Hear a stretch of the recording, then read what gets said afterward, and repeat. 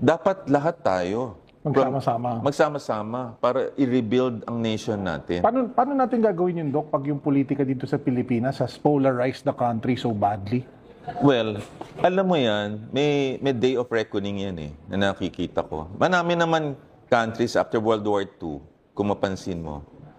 Japan, from being a tyrant, and look at Japan right now. Oh, grabe. Oh, so anong realization ko?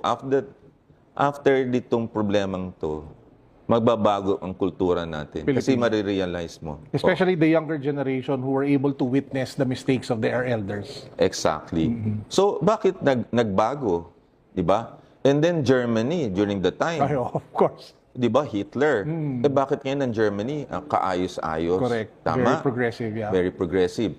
And then, Lee Kuan Yew, after World War II, kaliit na country, 6 million ang population. Transformed it into a major economic hub. Exactly. Leader pa. Actually, the entire 4 years na going into the 5th and 6th year, Patapos na it's all political bickerings. Yeah.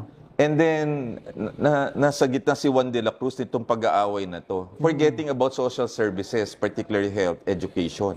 Di ba? And then, compounded by the flood control pa. Oo. Oh, yung flood control, yun ang